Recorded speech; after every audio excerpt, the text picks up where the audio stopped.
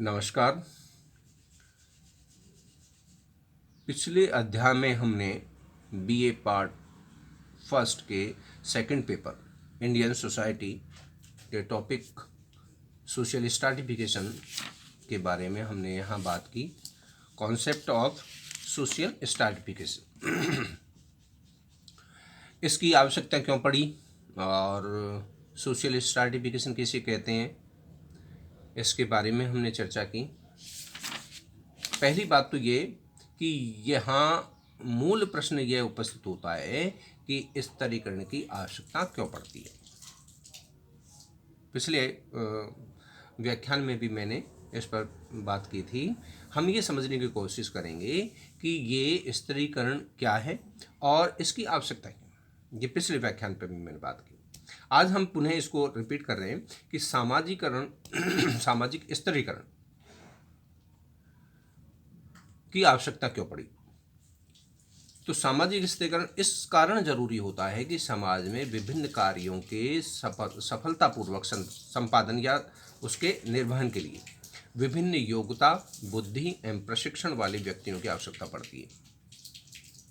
समाज विभिन्न कार्यों की सापेक्ष महत्ता को ध्यान में रखकर उन लोगों को उनकी योग्यता अनुसार अलग अलग परिस्थितियां प्रदान करता है और प्रत्येक पद पर ऐसे व्यक्ति आसीन होने चाहिए जो पद की आवश्यकताओं के अनुरूप योग्यता रखते हैं, जो उत्तरदायित्वपूर्ण ढंग से अपने कर्तव्य का पालन कर सकें। तो आज के समाज में जो पद अधिक महत्वपूर्ण समझा जाता है और उनके लिए विशेष योग्यता एवं प्रशिक्षण की आवश्यकता पड़ती है, उनके लिए अधिक पुरस्कार रखना पड़ता है। साथ ही समाज व्यक्तियों की क्षमताओं को ध्यान में रखकर उन्हें विभिन्न पदों पर आसीन कर देता है। तो ऐसा करने से समाज को योग्य एवं प्रतिभाशाली व्यक्तियों की सेवाओं का पूरा लाभ मिल जाता है और समाज प्रगति की ओर अग्रसर होता है, आगे बढ़ता है। समाज विभिन्न पदों पर योग्यता अनुसार व्यक्तियों के आसीन होने के व्यवस्था पुरस्कार के माध्यम से करता है। अब ये पुरस्कार आर्थिक रूप में हो सकते हैं, सौंदर्य बोधक हो सकते हैं या मनोरंजनात्मक हो सकते हैं और ये उनके अहम की तुष्टि या संतुष्टि करने वाले साधन प्रदान करने में हो सकते हैं।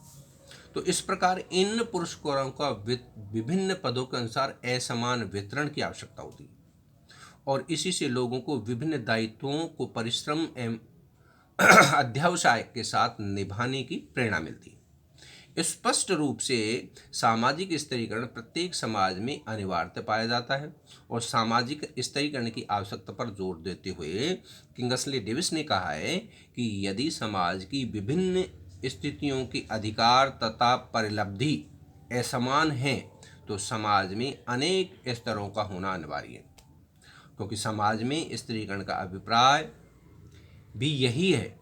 इस प्रकार सामाजिक असमानता अचेतन रूप से विकसित वही विधि है जिसके द्वारा विभिन्न समाज ये विश्वास दिलाते हैं कि सबसे अधिक महत्वपूर्ण स्थितियों पर चेतन रूप से सबसे अधिक योग्य व्यक्तियों को रखा जाता है। इस प्रकार प्रत्येक समाज, चाहे वह सामान्य कोटि का हो या जटिल प्रकार का हो, विभिन्न व्यक्तियों में उनकी योग्यता एवं बुद्धि के अनुसार विभिन्नता रखता है और इसलिए आवश्यक रूप से इसमें संस्थात्मक असमानता भी रखता है। तो इस कदम से ये स्पष्ट होता है कि सब समाजों में स्तरीकरण अवश्य पाया जाता है, यद्यपि इसका स्वरूप देश और काल के अनुसार भिन्न भिन्न होता है। अब हम बात करते हैं विभिन्न समाजों में कालों में सामाजिक स्तरीकरण के विभिन्न स्वरूप देखने को मिलते हैं।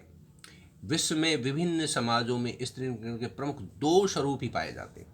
प्रथम जातिगत स्तरीकरण और दूसरा है वर्गगत स्तरीकरण। भारत में स्तरीकरण का प्रारंभिक स्वरूप वर्ण व्यवस्था के रूप में था, जो बाद में जाति व्यवस्था के रूप में बदल गया। यूरोपीय देशों में स्तरीकरण का स्वरूप वर्ग व्यवस्था के रूप में पाया जाता है। भारत में जाति व्यवस्था के आधार के रूप में जन्म का महत्व पाया जाता है, तो यूरोपीय देशों में वर्ग व्यवस्था के आधार के रूप में अधिकतर अर्जित गुणों या उपलब्धियों का है। अनेक ऐसे समाज हैं जहां प्रजातीय भिन्नता को स्तरीयकरण के आधार के रूप में महत्व दिया जाता है। अब हम बात करते हैं इसके आधार की।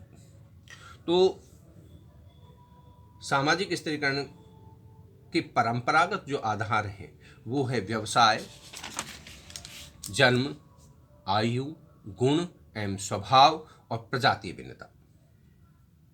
तो सामाजिक स्थिरीकरण की प्रणाली में हम जब इसके आधारों को जानने की कोशिश करते हैं तो उसमें व्यवसाय प्रमुख है, जन्म प्रमुख है, आयु, गुण एवं स्वभाव और प्रजातीय भिन्नता। Thank you.